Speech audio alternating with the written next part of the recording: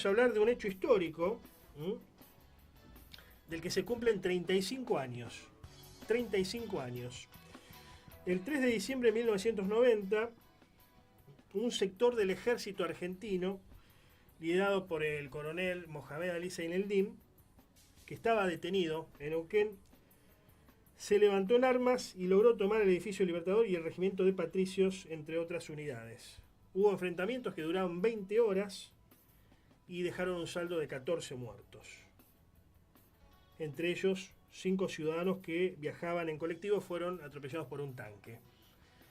La interpretación tradicional de esto, digamos, es que bueno, fue un ataque contra la democracia, contra la naciente democracia todavía. Recordemos que en 1983 se había recuperado el orden institucional, gobierno de Alfonsín mediante. Esa es la interpretación clásica, ¿no? De que Menem de alguna forma vino a pacificar el país o terminó la tarea iniciada por Raúl Alfonsín. Pero después puede haber otras interpretaciones sobre ese mismo hecho, inclusive una que tiene que ver con lo que hoy estamos viviendo. ¿Por qué? Porque lo que hoy estamos viviendo no es nuevo, me refiero a este sometimiento a Estados Unidos. Quizás la única diferencia con aquella época es que Estados Unidos era una potencia en aquel momento plenipotenciaria. Hoy Estados Unidos está en declive y comparte ese podio de potencia con otras, como por ejemplo China, Rusia, bueno, etcétera, etcétera. En ese momento, y más aún luego de la caída del muro de Berlín, Estados Unidos manejaba todo, ¿no? Había ganado, básicamente, se hablaba del fin de la historia, ustedes recuerdan Francis Fukuyama. Bueno, el 3 de diciembre de 1990 se da este levantamiento días antes de que llegue George Bush padre y lo palmee al entonces mandatario argentino Carlos Saúl Menem y lo felicite por el camino que estaba siguiendo. Uno de los que participó de aquel alzamiento militar, o conocido habitualmente como alzamiento Carapintada, el último que se da en la Argentina, que fue duramente reprimido, fue el capitán Gustavo Breido Bey y está en contacto con nosotros. ¿Cómo estás, Gustavo? Buenas tardes. Buenas tardes, ¿qué tal? ¿Cómo están? Un gusto saludarlos y a la audiencia. Gracias por atendernos. No, al contrario. Bueno, antes que nada, ¿qué interpretación podemos hacer sobre aquellos hechos? La más conocida es que, bueno, ustedes eran fascistas o ultraderechistas trasnochados que querían nuevamente terminar con el orden democrático. Vino Menem y pacificó la situación continuando el camino de Alfonsín, como decíamos antes. Bueno, yo te puedo decir que en ese momento se habían producido otros levantamientos anteriores contra Alfonsín, había venido Menem y la gente, en el fondo, con Alfonsín por ahí no estaban muy conformes. Se había producido además un tema muy delicado que era el ataque a la tablada por parte del MTP, de la guerrilla, que primero la adujeron antes del 3 de diciembre, que querían aducir que era responsabilidad de los Carapintada, de Coronel Zeneldin, y bueno, era una maniobra justamente para que no asumiera Menem, una maniobra final que hizo la coordinadora radical, intentando, de común acuerdo con esta organización que habían traído, porque Merlo era un mercenario, lo habían contratado, para que hiciera una operación, el ataque al Regimiento 3 de Infantería de Tablada, que pareciera que eran los Carapintada, y eso iba a posibilitar una movilización de la población. Hay que recordar, los que tienen edad, no pueden recordar que los medios decían los Carapintada tomaron el cuartel de la Tablada. Bueno. Finalmente salió a la luz que era mentira, pero había habido un hecho muy grave que no se querían endosar. Menem se reúne con el coronel Zeneldin, estamos hablando del Menem de la revolución productiva, el Menem del salariazo, el Menem de Malvinas, el Menem que firmó el proyecto de las Fuerzas Armadas que preparó el coronel Zeneldin con otros coroneles, entre Sí, ellos el coronel Díaz el Loza. Menem que venía a recuperar lo mejor del peronismo histórico, del nacionalismo y, la, popular, etcétera, etcétera. Sí, y la doctrina justicialista. Bueno, ese Menem, así como fue cambiando la fisonomía, se fue sacando las patillas para no parecerse más a Facundo Quiroga y fue cambiando el discurso de a poquito, viaja a Estados Unidos y en ese viaje en Estados Unidos él ya se hace una sola pregunta: ¿qué tengo que hacer para mantenerme en el poder? No es que tengo que hacer para gobernar, sino que tengo que hacer para mantenerme en el poder. Y entonces percibió que la mano venía del lado de Estados Unidos, del liberalismo, del pensamiento liberal, similar a lo que está pasando ahora. Y entonces ya había nombrado un ministro de Economía a Rapanelli, lo había nombrado canciller a Cavallo, la tenía María Julia Alzogaray, había hecho una alianza con la UCD, que justamente el justicialismo y la doctrina justicialista no tiene nada que ver con eso, y viajó a Estados Unidos, y en ese viaje no solamente condicionó al país en muchos temas, sino que además le pidieron la cabeza del coronel Zeneldín. El coronel Zeneldín, que estaba cerca de él al principio de su gobierno, inclusive Menem le ofreció la jefatura del ejército y el coronel Zeneldín le dijo que no, porque no podía ser jefe de Estado Mayor una persona que se había rebelado, pero que sí estaba dispuesta a colaborar, y entonces estuvimos trabajando en la creación de una brigada en el año 1990 de lucha contra el narcotráfico. Fíjense ustedes, hace 35 años. Bueno, era una mentira de Menem para hacerle perder tiempo hasta que empezó un cambio ya brutal en el país, que tiene un punto de inflexión para el coronel Zeneldín y para nosotros, que es la firma de los Acuerdos de Madrid, el inicio de los Acuerdos de Madrid. Mucha gente no sabe ni siquiera qué son los Acuerdos de Madrid porque se hicieron entre gallos y medianoche, no fueron ratificados por el Congreso, pero entraron en vigencia y siguen en vigencia. Esos Acuerdos de Madrid son la rendición incondicional de Malvinas 10 años después. Menem firma en Madrid un acuerdo con los ingleses, por lo cual, entre otras cosas, estaba la limitación de armamento, de la destrucción del área militar de aviación, el fin del... El desarme, digamos, ¿no? El desarme y la liquidación de las fábricas militares, y también, inclusive, el servicio militar. A pesar de que se usó la excusa del soldado Carrasco, que la izquierda siempre es funcional al poder mundial, juega por izquierda, pero actúa por izquierda, pero recibe las órdenes por la derecha. Ahora del señor Soros, en esa época del señor Bush, indudablemente hizo creer que el servicio militar se producía por un incidente que había habido con un soldado, lo cual ya había pasado otra vez en la historia del ejército argentino. Siempre hay accidentes, siempre hay muertos. Suele pasar, no digo que esté bien. ¿Cuánto había de reclamo gremial a la hora de, preparar el alzamiento, digamos, ¿no? ¿Cuánto había de reclamo gremial? No existen gremios, obviamente, para las Fuerzas Armadas, la Fuerza de Seguridad, no en la Argentina, en otros países sí, pero ¿cuánto había de reclamo gremial? Porque ustedes pedían por mejores condiciones, pedían también, como los otros carpintadas que se levantaron en oportunidades anteriores, pedían también no ser considerados de la misma forma que aquellos que impartieron órdenes a la hora de llevar adelante la represión contra la guerrilla. Es que eso es así. Es una institución vertical. Está el que da las órdenes, está el que obedece. Si el que obedece cumple órdenes que son inmorales, está mal. Pero mientras las órdenes no sean inmorales, y ellos generalizaron con toda la institución, con Alfonsín, muchos generales negociaron su propia situación a costa de los subalternos, empezaron a llamar a declarar a los subalternos, a los cabos, a los subtenientes, a los capitanes, mientras muchos de ellos, por ejemplo, el general Ríos Erañú, jefe de Estado Mayor de Alfonsín, había sido teniente coronel en Tucumán, en el 75, jefe de una fuerza de tarea, y como él, casi todos los demás. Balsa, que ahora se hace el distraído y que como que él no nació de un repollo y no sabe qué pasó en la época de la subversión, era jefe en Paso de los Libres cuando la contraofensiva montonera. Así que, pero bueno, esto provocó mucho más.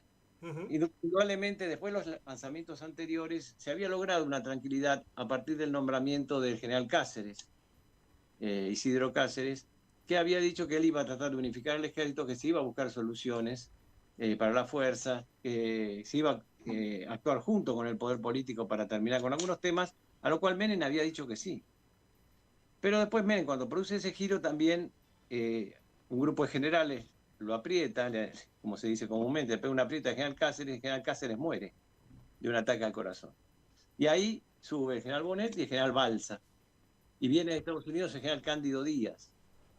Ellos ya vienen con una visión absolutamente liberal, totalmente en contra de los Carapintada, y empiezan a preparar una eliminación del sector Carapintada que, de acuerdo a lo que se había arreglado con Menem y con el general Cáceres, seguían el ejército, volvieron a sus lugares de trabajo, a los que estaban en la escuela de guerra y demás.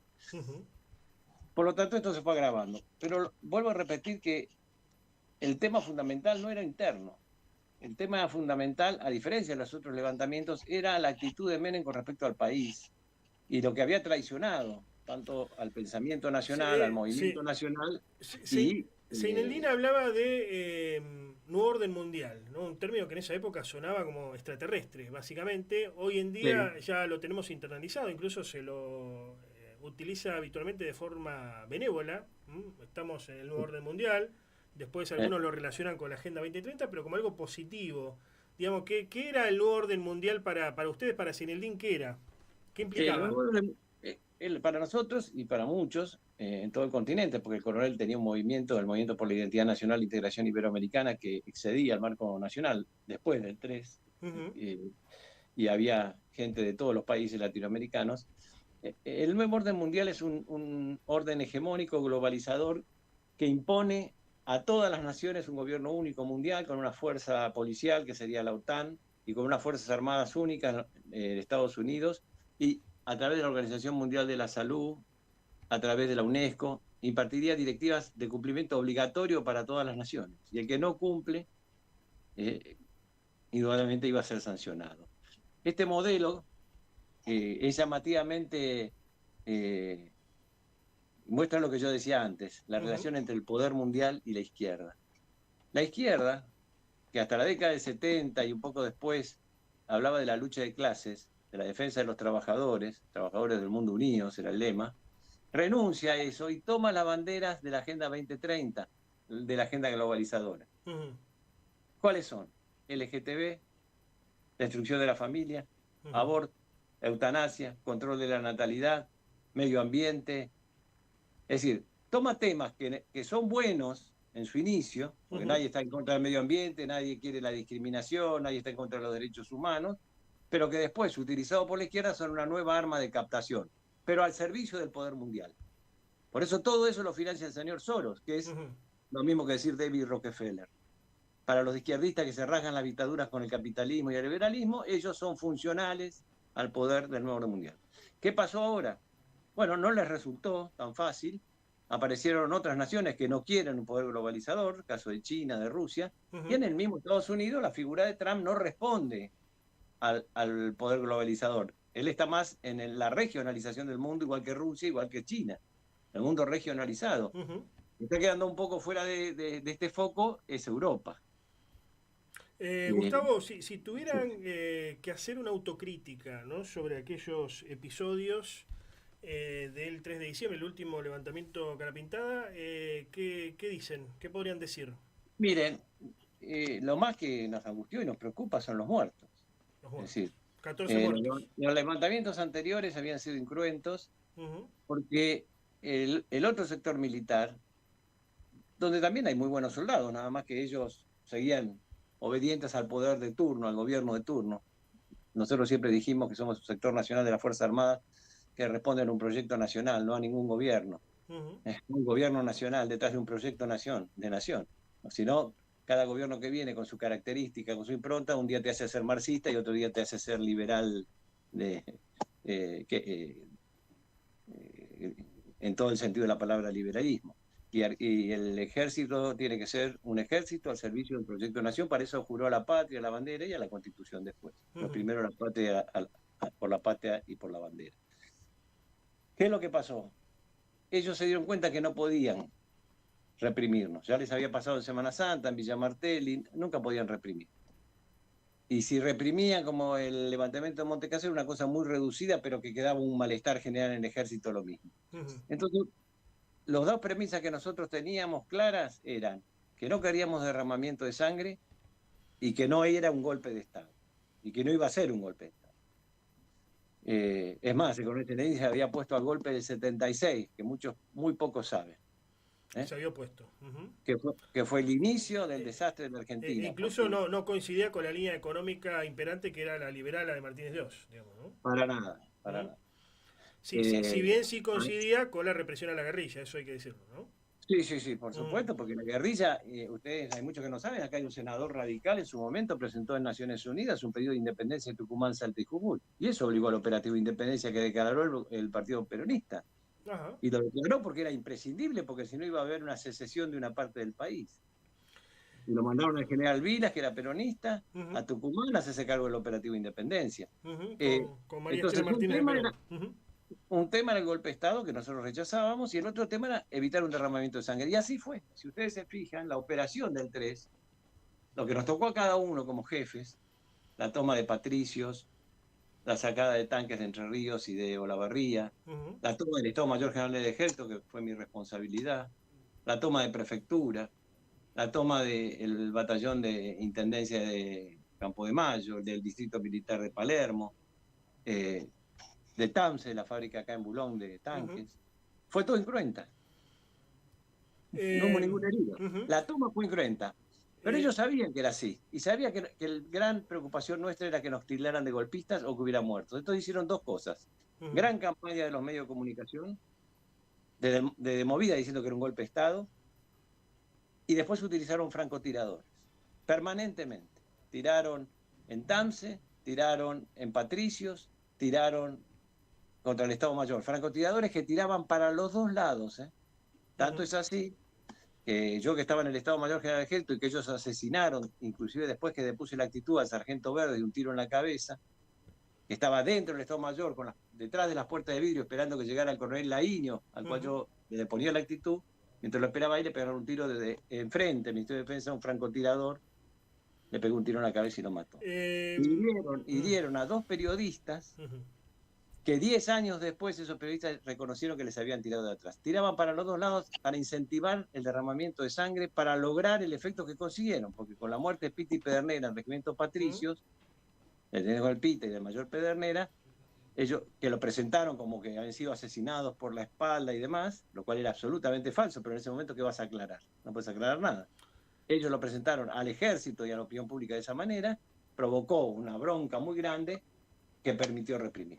Eso es lo que el objetivo que se había fijado. Lamentablemente se nos acaba el tiempo, pero quería pedirte una opinión sobre el actual gobierno de Javier Milei, que tiene un discurso pro Fuerzas Armadas, pro Ejército, pero por otra parte le reduce sobremanera o no le actualiza el salario, y la obra social, el IOSFA de las Fuerzas Armadas, cada vez funciona peor, ¿no? Está prácticamente en bancarrota.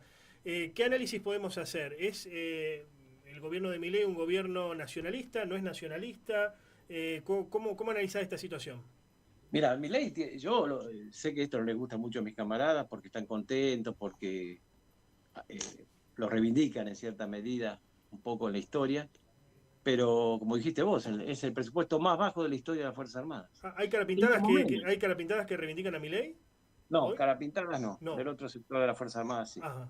Pintadas no. Ajá. El hecho fundamental pasa que sucede lo mismo que pasó con Menem. A Menem lo veían rubio, alto y de ojos azules. A Milei lo están viendo igual. Claro. Ese es el problema. Entonces, Menem también los hacía desfilar a los militares, le dio la amnistía a la Junta Militar y a los guerrilleros en su momento, y Menem los hacía desfilar con los chanchos, las gallinas, todo, me acuerdo en la 9 de julio, estaban chochos. Y destruyó la Fuerza Armada.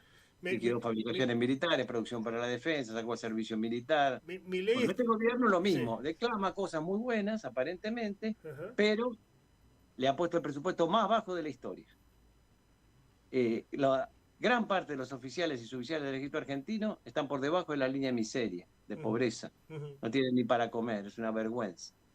Ni hablar de equipamiento. Acaban de comprar unos aviones F-16, hacen todo un show, los aviones F-16 que los países europeos rechazaron por obsoletos y que no los quisieron. Vienen acá, encima, con problemas, con limitación de radar y de armamento impuesto por los acuerdos de Madrid de Inglaterra. No pueden tener un alcance que llegue a Malvinas, en los radares tampoco. Y entonces dicen, no, si compramos chatarra, como se compró en otras épocas, en lugar de fabricar nuestros propios aviones cuando teníamos el área material Córdoba, o nuestros tanques como teníamos TAMSE, o submarinos como teníamos el artillero. Si seguimos la línea histórica, Gustavo, ¿le está dando el tiro de gracia a Milei y a la Fuerza Armada? Porque, digamos, con Alfonsín vinieron a menos, con Menem peor, digamos, bueno, si uno sigue la línea histórica, cada vez está peor la Fuerza Armada. ¿Le está dando el tiro de gracia? Yo creo que no les interesa a la Fuerza Armada, como no les interesa el Estado. Él lo dice públicamente, vine para destruir el Estado. Si vos destruís el Estado, destruir las responsabilidades que tiene el Estado. El Estado tiene la responsabilidad de la salud, la educación, la seguridad, la defensa nacional y la economía, al servicio de un proyecto de nación. Bien. Si vos odias el Estado, odias todo lo que representa el Estado. Las Fuerzas Armadas las quieren transformar en una Guardia Nacional. Esa es la realidad, porque tienen la convicción que si se alinean con Estados Unidos va a darnos la seguridad y la protección ante cualquier conflicto. Mientras tanto, Argentina rechaza las hipótesis de conflicto, dice que Argentina no tiene conflicto con nadie y tenemos las Malvinas ocupadas por los ingleses, una base china en la Patagonia, un radar inglés en Ushuaia, la pesca, el saqueo de la pesca por los buques chinos, los norteamericanos ahora se les entregan las vías navegables para su control, acuerdos por el tema del narcotráfico de autorización ahí en la triple frontera de fuerzas especiales. Es decir, Argentina está dentro del conflicto mundial, Bien. sin fuerzas armadas. Gracias. Esa es la verdad. Gracias por este contacto, Gustavo. No, al contrario, gracias por invitarme. Adiós. Un saludo a la audiencia.